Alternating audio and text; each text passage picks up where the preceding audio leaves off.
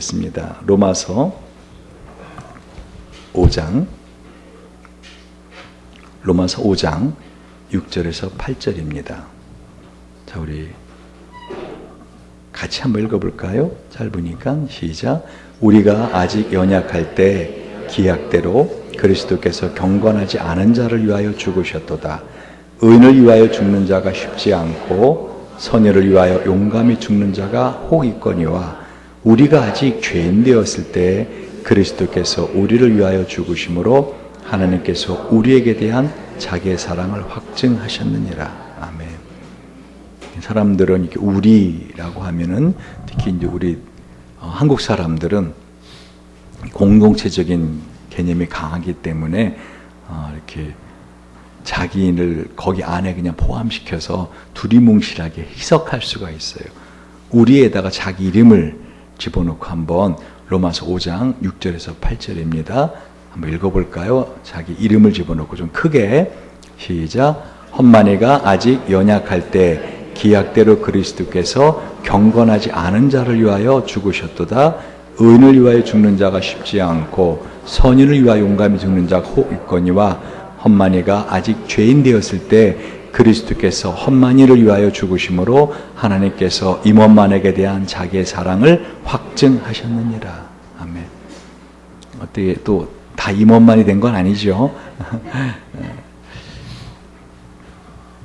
이번 그 사순절을 지내면서 저한테 참 감사했던 것 중에 하나는 이 사순절 이 마지막 시기에 제가 우리 고명진 목사님이 담임하시는 수원중앙침례교회 금식 학교를 어제부로 이렇게 참여할 수 있게 된 것이 참 감사하다 하는 생각이 들었습니다.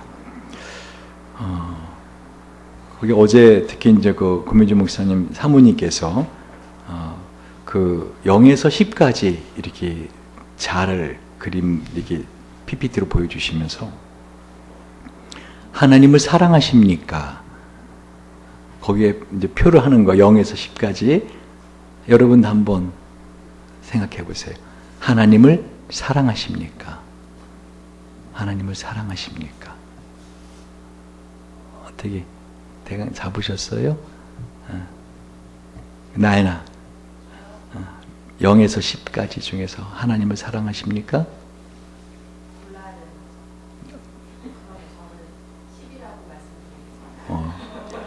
하나님을 10. 두 번째 질문이 무엇인가 하면은 하나님과 친밀하십니까? 하나님과 친밀하십니까?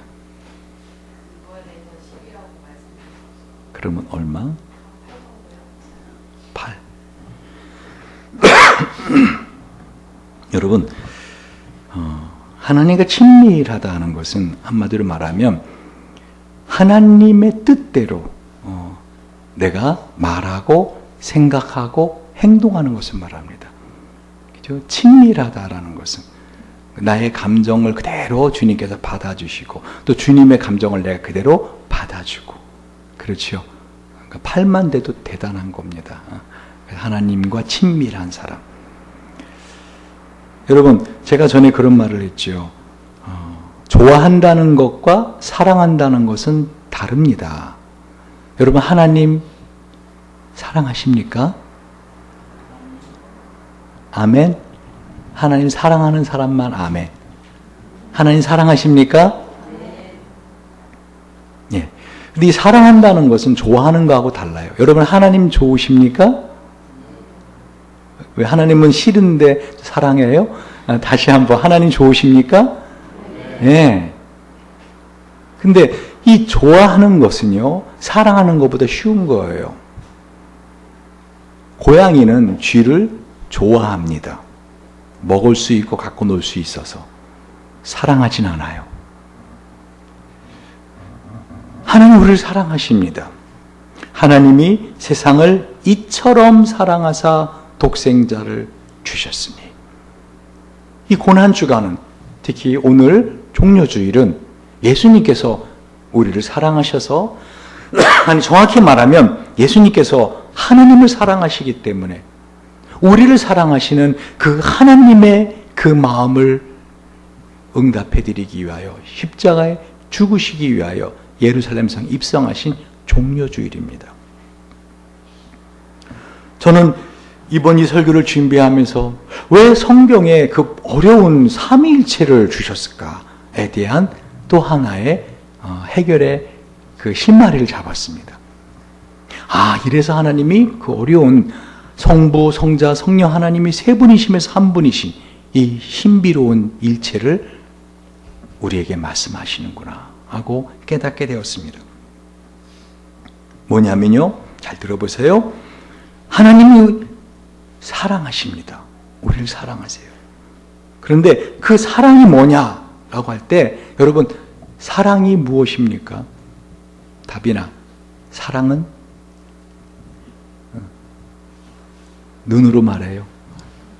사랑은 눈물의 씨앗.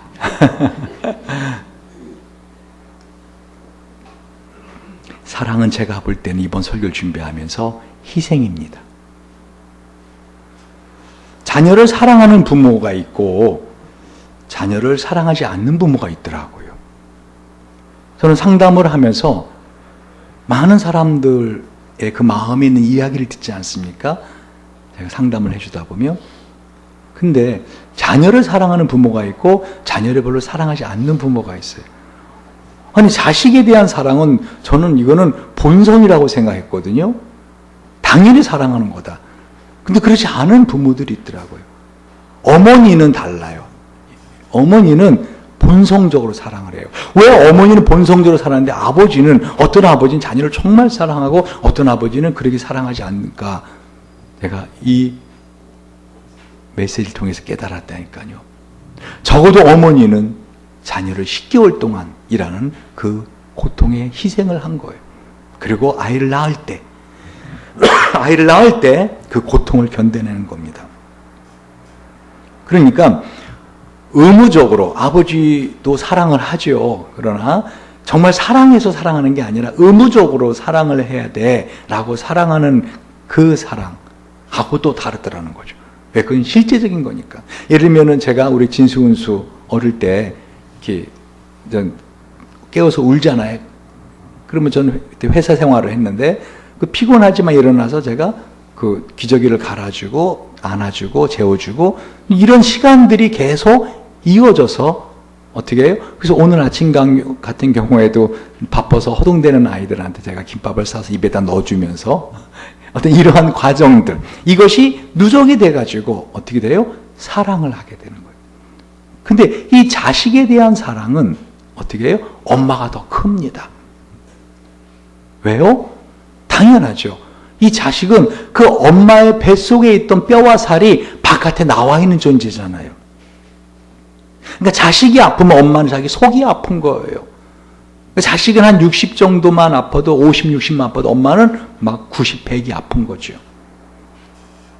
제가 전에 저희 가장 가까운 친척 형님 중에 한 분이 아이들이 어릴 때 집을 나가셨어요. 그리고 다른 곳에 살면서 아이들의 성장 과정에서 별로 이렇게 한마디로 어떤 그 사랑을 베풀어 주지 않은. 그런데 아이들이 고등학생이 되고 대학생이 됐는데도 등록금도 제대로 안 주는 그런 분이셨어요. 상당히 벌이가 좋은 개인 자영업을 하는 사장님이셨어요.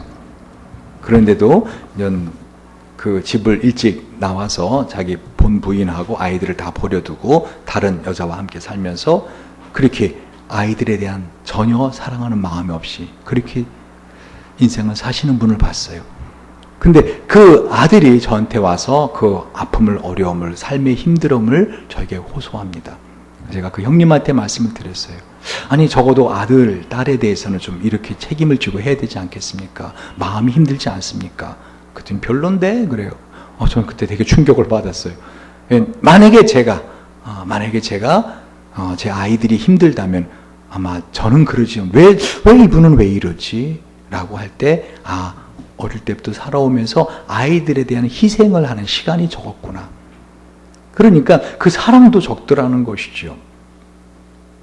그래서 저는 여러분, 사랑하는 사람이 있지 않습니까? 그럼 그 사람에게 내가 어떻게 무엇을 그 사람을 위해서 희생할 것인가를 생각해 보십시오. 또 여러분 사랑을 받고 싶으십니까?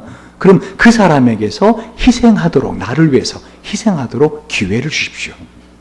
그래서 저는 우리 아이들한테도 생일날 반드시 생일 선물과 함께 꼭 손편지를 써라, 심지어는 카드를 직접 만들어 와라.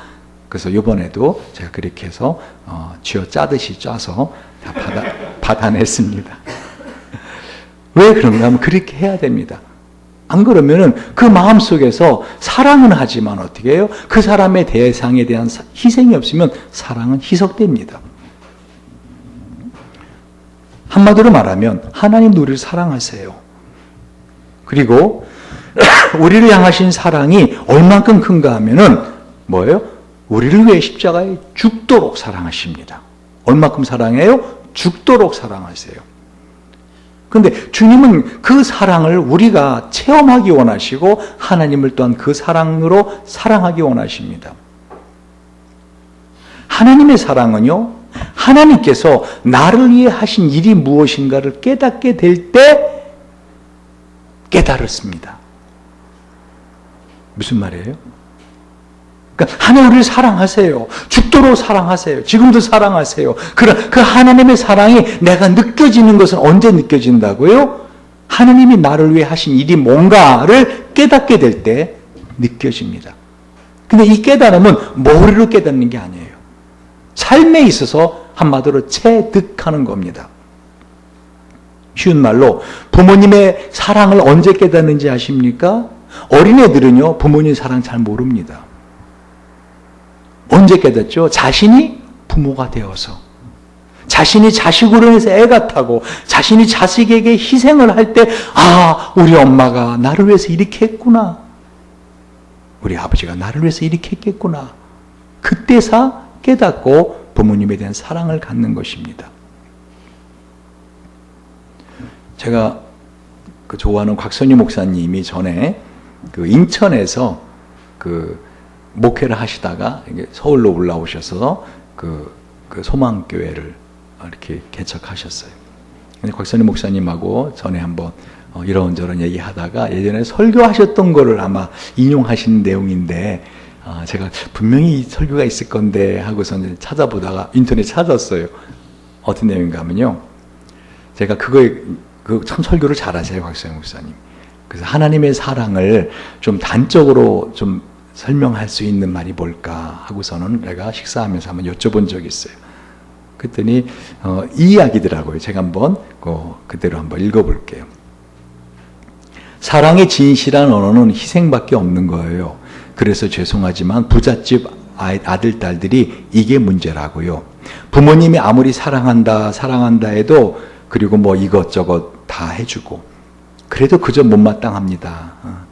저로 볼 때는 그게 참 철다구니 없는 아이들한테 해주는 건데 하는 생각을 하게 됩니다. 아이들 장가하고 식 가는데 뭐 큰 집 사주고 나 마음에 안 들어요. 그렇게 하는 게 아니거든요. 저들도 저들대로 고생을 하고 살아야지. 그런데 부모가 옛날에 자신이 고생했다고 해서 너는 고생하지 마라 해서 집 사주고 차 사주고 다 사주는데, 틀림없는 것은 이렇게 사랑받은 자녀는 불효자가 됩니다.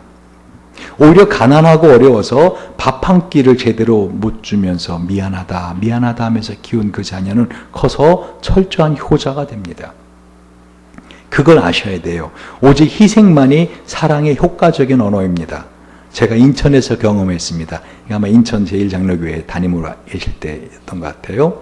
너무 가난하고 어려워서 겨울에 추운데 어머니가 메리아스 장사를 해요. 메리아스 몇 가지를 들고 다니면서 그저 이 집 저 집 다니면서 팔아요. 아들은 나무 사무실에 가서 청소하면서 일을 하고 밤에 야간 고등학교를 다닙니다. 밤중에 돌아온 아들을 놓고 미안하다 아들아, 오늘은 밥을 못했다. 구워놓았던 고구마 하나를 까주면서 이거 먹고 오늘은 때우자. 어머니 시장하실 텐데 어찌하여 이걸 저게 다 주십니까? 그 고구마를 하나를 받아 먹으면서 눈물을 뚝뚝뚝뚝 흘리는 아들이었어요. 이 아들이 고려대학교 상과 수석으로 들어갔어요. 그 어려운 가운데 고학을 해서 졸업을 했어요. 졸업식 날 제가 같이 참여했지요. 그 아들이 졸업장을 갖다가 어머니에게 주면서 이거 제 거 아닙니다. 어머니 졸업장입니다. 어머니가 내가 너를 위해서 해준 게 뭐니? 밥도 제대로 못 해주고 학비도 못 해줬는데. 둘이 끌어안고 우는 장면은 참 감격스러웠어요. 저도 함께 울었습니다. 고구마 얻어먹고 자란 아이는 효도하고요. 자동차 준 아이는 불효합니다. 그거 알아야 돼요. 이래서 많은 고난 속의 희생, 사랑은 분명합니다. 저분이 얼마나 나를 위해 희생했는가, 또한 나를 위해서 얼마나 희생을 치루었는가, 그걸 보고야 사랑을 느낍니다. 그 사랑을 수용합니다. 사랑을 믿게 합니다. 예수께서 우리를 위하여 죽으셨습니다. 십자가에 죽으셨습니다. 살리기 위하여 그는 죽으셨습니다. 끝까지 사랑하셨습니다. 십자가 안에 엄청난 사랑이 계시되어 있고 그 사랑 안에 나의 삶의 의미가 계시되었기 때문입니다. 하나님이 저와 여러분을 사랑하신다는 거예요. 오늘 본문의 말씀 바로 그거를 말씀하시는 거예요. 하나님 우리를 사랑하시는데 어떤 사랑으로 사랑하신다고요? 희생적인 사랑, 당신을 스스로 죽이시는 사랑, 자기를 죽이는 사랑보다 더 큰 희생은 없습니다. 한번 볼까요? 6절입니다. 시작. 우리가 아직 연약할 때에 기약대로 그리스도께서 경건하지 않은 자를 위하여 죽으셨도다. 의인을 위하여 죽는 자가 쉽지 않고 선의를 위하여 용감히 죽는 자가 혹 있거니와. 8절. 우리가 아직 죄인 되었을 때 그리스도께서 우리를 위하여 죽으심으로 하나님께서 우리에게 대한 자기의 사랑을 확증하셨느니라. 왜 이것이 십자가가 하나님의 사랑에 대한 확증인가? 여러분, 하나님은 눈이 정결하시기 때문에 죄를 참아 보지도 못하시는 분이세요. 죄를 참아 보지도 못하신다고요. 여러분 혹시 그런 경험해 보신 적 없으세요? 어떤 공의로운 것으로 분노가 난 적 없으십니까? 예를 들면 자기 자신은 철저하게 잘 지키는 어떠한 법규인데 다른 사람이 그거를 아무렇지도 않게 어겨버렸을 때 그 부분에 대해 여러분 화가 나지 않습니까? 그런데 만약에 본인이 그 별로 잘 안 지키는 법규를 상대방이 안 지켜요. 그럼 어떻게 해요? 뭐 그럴 수도 있지. 이러지 않습니까? 다시 말하면 하나님은요, 눈이 정결하셔서 죄를 참아 보지도 못하시는 거룩하신 하나님이시라고요. 근데 그 거룩하신 하나님이 우리를 사랑하신다는 거예요. 이게 일리걸한 거 아세요? 이게 불법이에요. 거룩하신 하나님은 공의로우셔야 돼요. 거룩하신 하나님은 죄와 전혀 상관없으셔야 돼요. 근데 이 거룩하신 하나님이 이 죄인된 우리를 사랑하시기로 작정하시고 우리를 죽으셨다는 겁니다. 그보다 더 큰 희생은 없어요. 당신의 거룩함을 내팽개친 거죠. 물론 하나님의 그 거룩하심이 더러워지진 못합니다. 왜요? 아무리 그리하도 하나님의 이 사랑은 그 공의를 덮을 만큼 큰 것이기에. 다시 말씀드립니다. 하나님은 우리를 위하여 엄청난 희생을 치르셨어요. 저와 여러분 지금 하루하루 살아가는 게 하나님에게 엄청난 희생인 거 아십니까? 제가 거듭 말씀드리지만요, 하나님 우리 안에 살아계세요. 내 눈으로 보는 걸 보고 계시고요, 내 입으로 말하는 것을 갖다가 듣고 계시고요, 내 손으로 만지는 걸 만지고 계시고요, 내 발로 가는 곳을 하나님 어떻게 해요? 그곳에 같이 계셔 주십니다. 왜? 세상 끝내까지 내가 너희와 항상 함께 하리라. 내가 너를 버리지 아니하리라. 그러니까 하나님은 마치 우리 안에 갇힌 감옥처럼 갇혀있는 하나님도 계시다는 거예요.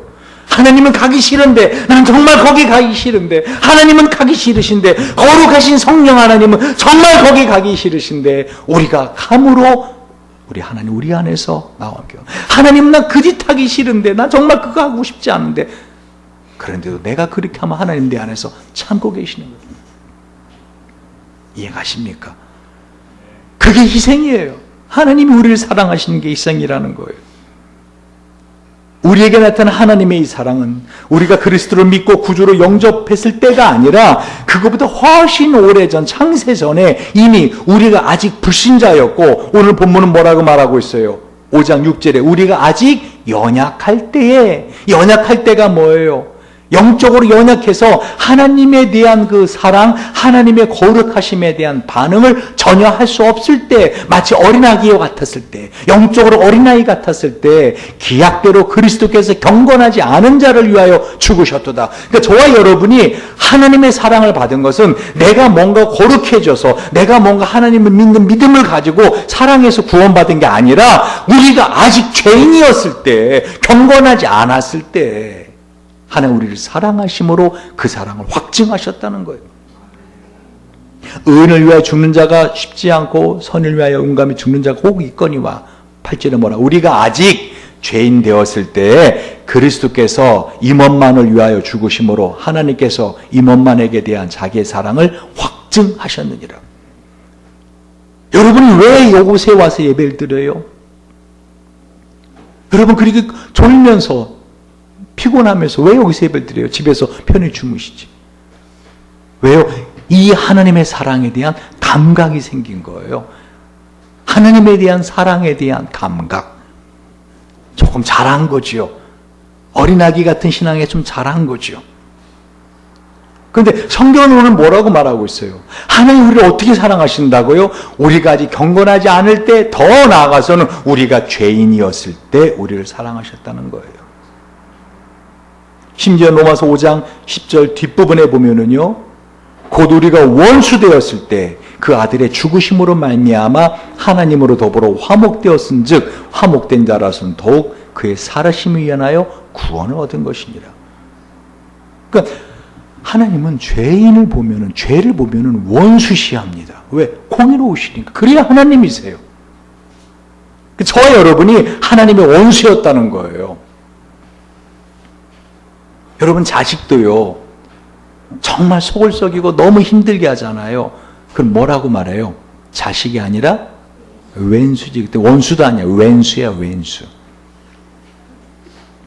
하나님은 우리를 사랑하세요. 그러나 우리가 죄에 있을 때는 어떻게 해요? 우리를 원수시하십니다.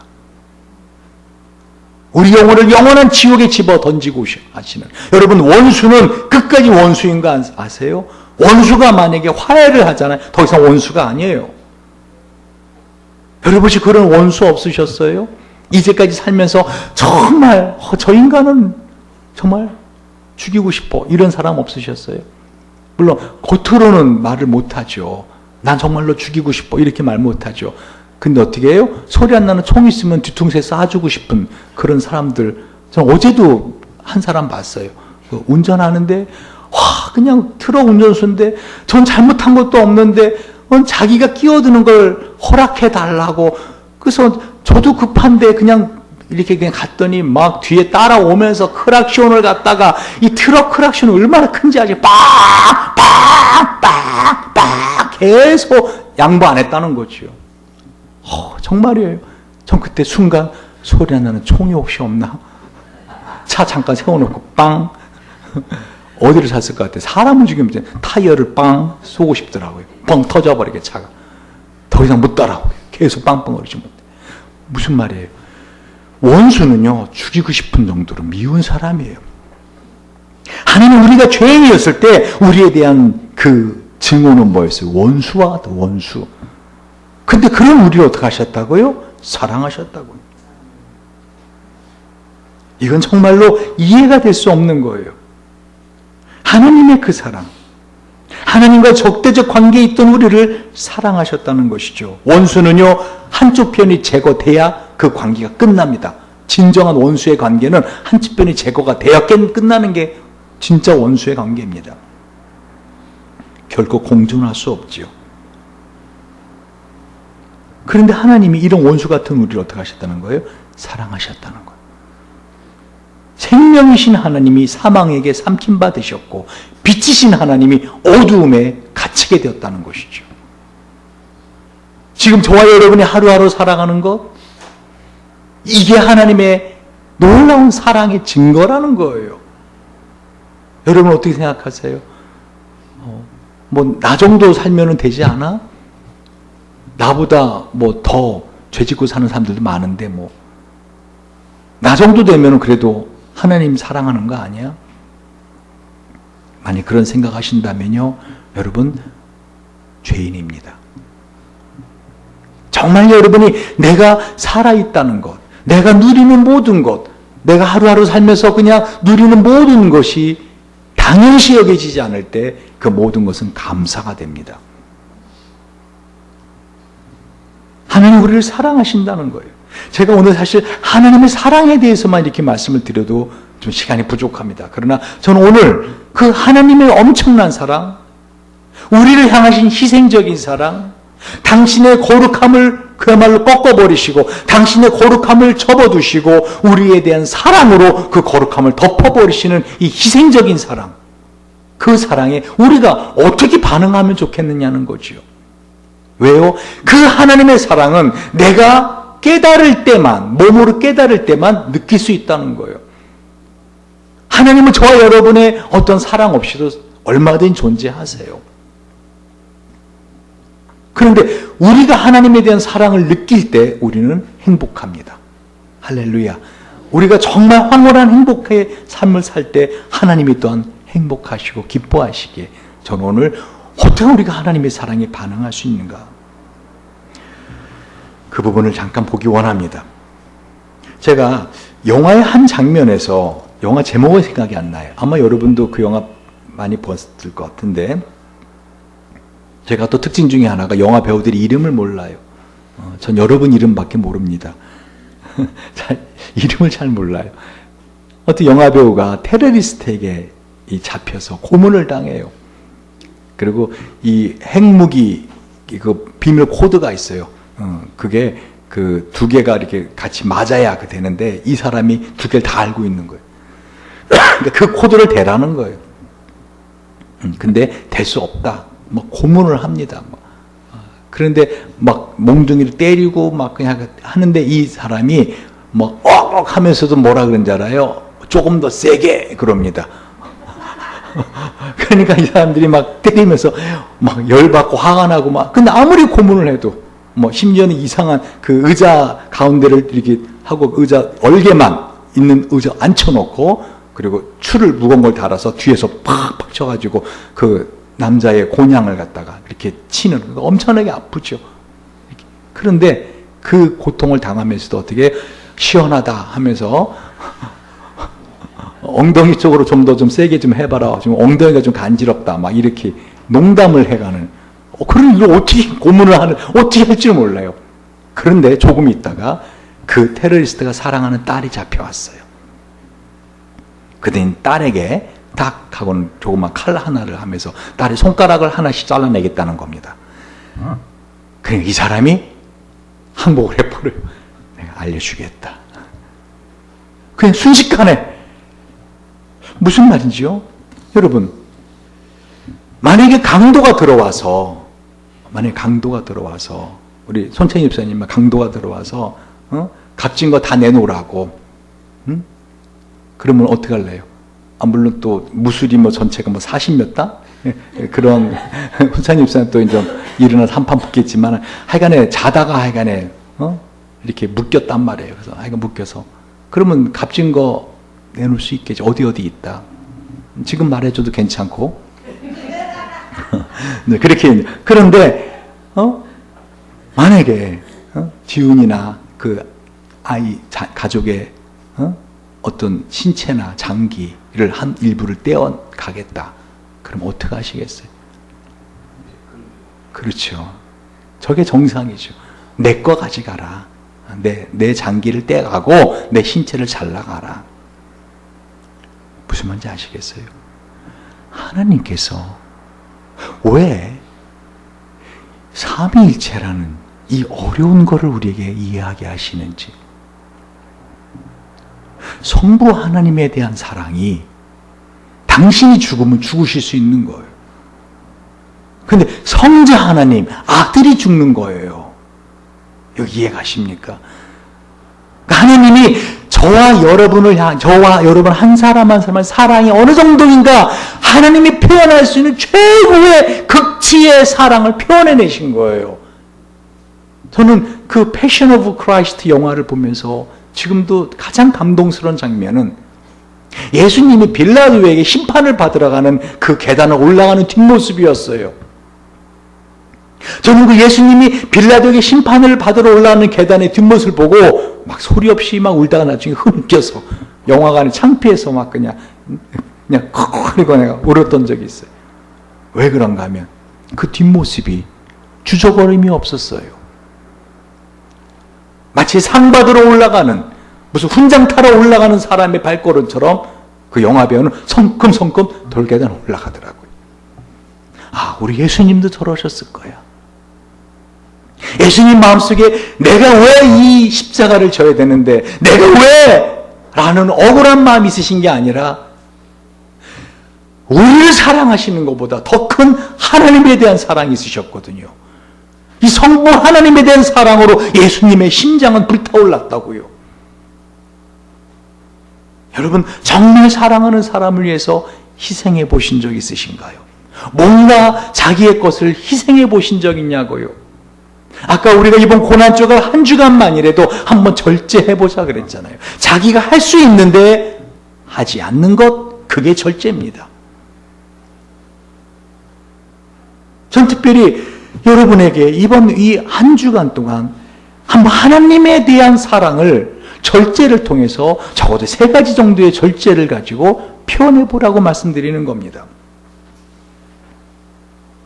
물론 특별 새벽 기도를 합니다. 아마 여러분의 마음속에서 한 가지 소리가 들릴 거예요. Oh no! 목사님, 올해는 좀 하지 않았으면 좋겠습니다. Oh no! 아, 피곤해. 아, 이번 5일 동안 또 피곤하겠구나. 안 하면 안 되나요? 안 돼요. 해야 돼요. 왜요? 이 하나님의 사랑에 대해서 여러분 한번 생각해 보세요. 여러분이 하나님에게 뭔가를 내가 할 수 있는데 하나님을 위해서 하나님을 사랑하는 마음으로 자기 자신을 쳐서 복종시킨 것이 몇 가지나 되나요?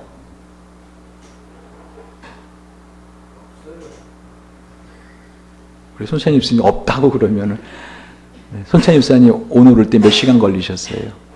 3시간.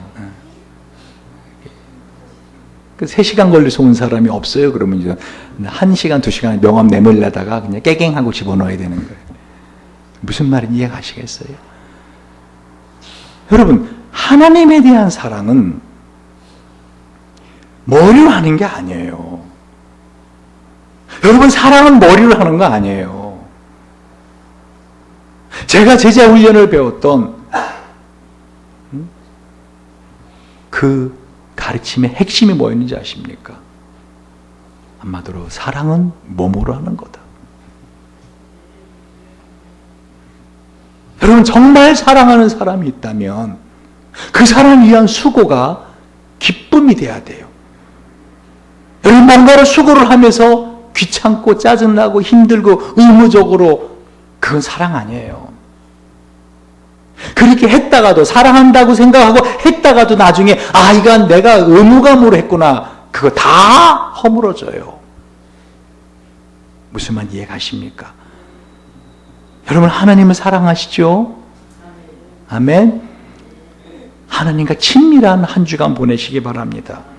하나님과 친밀하려면 어떻게 돼요? 내가 이와 같이 사랑을 해야 돼요. 성경은 여러 곳에서 금식 기도할 것을 말씀하십니다. 가능하면 이번 한 주간만이라도, 한번 5일만이라도 금식을 해보시기 바랍니다. 출애굽기 34장에 보면 모세는 시내산에서 40일간 금식했고요. 사무엘상 7장에 보면 이스라엘 백성은 미스바에서 회개하며 금식하였습니다. 그런데 성경 여러 군데서 금식 기도에 대해서 말씀을 하시는데요.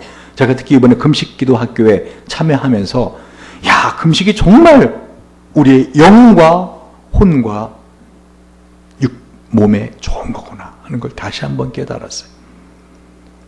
특히 여러분, 이 진돗개 같이 똑똑한 개들은요, 몸에 병이 나잖아요. 그럼 어떻게 하는지 알아요? 안 먹어요. 왜요? 몸을 쉬게 해주는 거예요. 여러분, 몸이 아플 때 막 억지로도 먹는다 그러죠. 사실은 아플 때는 안 먹는 게 좋은 거예요.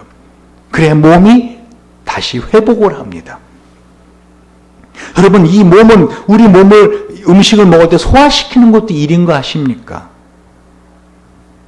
한번 이번에 한번 금식들을 해보시기 권면합니다. 물론 금요일 날은 오후 3시까지 금식하는 겁니다. 우리 예수님께서 십자가에 죽으시는 그 시간까지. 그래도 눈 뜨자마자 또 처먹고 이럴 때 처먹는 거예요. 처먹고 3시까지 그거 아닙니다. 금식하시기 바랍니다.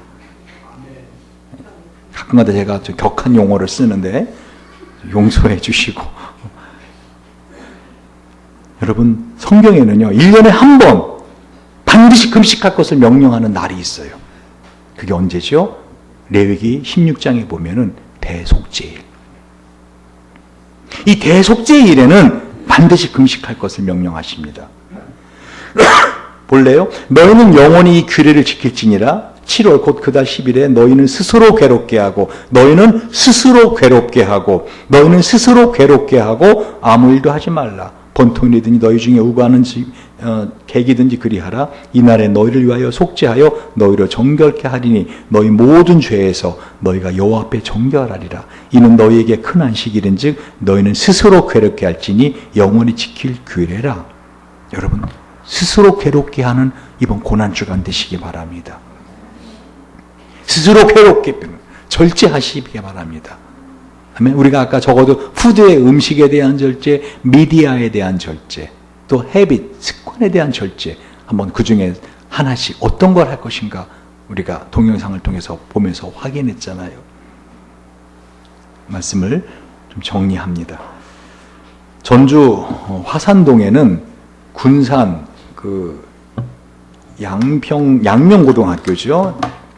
전주 화산동에는 군산 영명고등학교 학생들이 성금을 모아서 데이비 선교사의 기념비를 세웠습니다.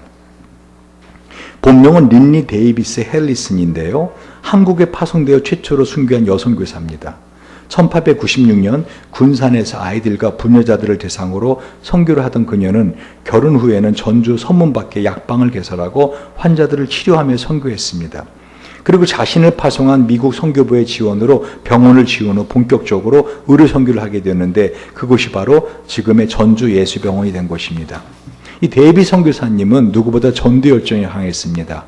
가가호 방문해서 전도를 했는데 한 해에 1885명을 전도했기도 하였습니다. 자신의 몸을 돌보지 않고 오로지 전도하는 일에 목숨과 힘을 다했습니다. 특히 어린이들을 사랑하던 그 데이비스 선교사님은 예수병원에 입원한 어린이들을 돌보다가 이 풍토병이 우리나라 풍토병에 열병에 전염되어서 41살 나이로 순교했습니다. 그녀의 기념비 이렇게 기록되었습니다. 생명을 바쳐 선교한 여장부.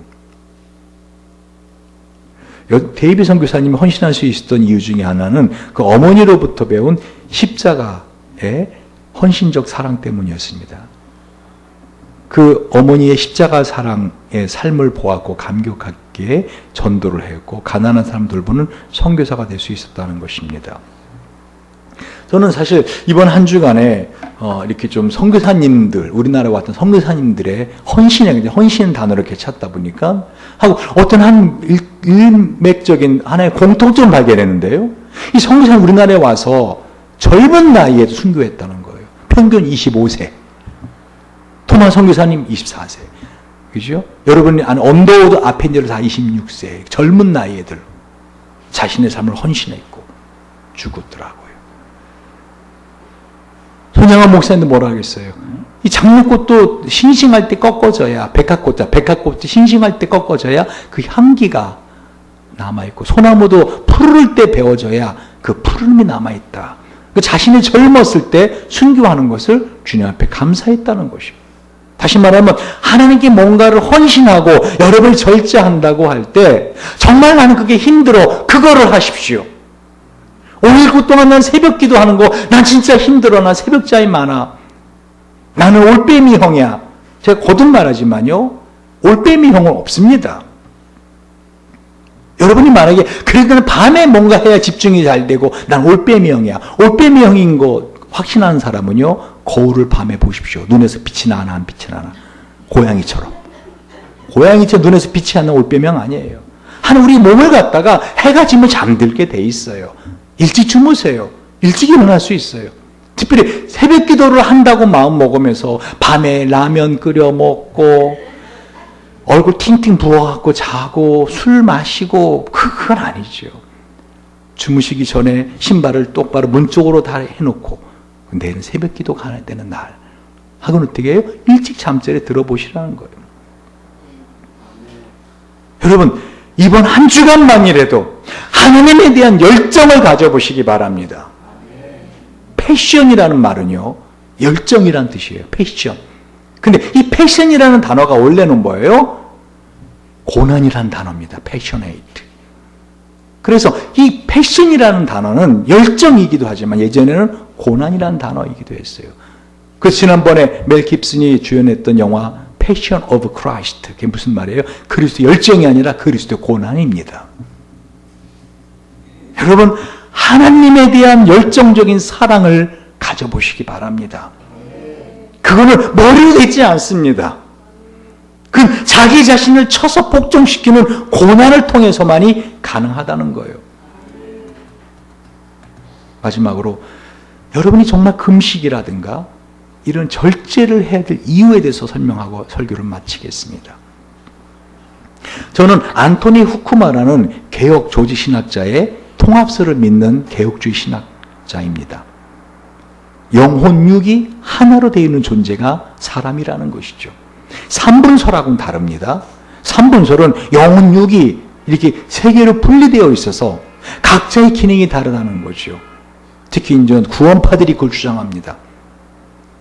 그러나 저는 삼분설, 영혼육이 따로 있지만 통합이 되어 있다는 거죠. 하나로 되어 있는 존재가 사람이라는 거예요.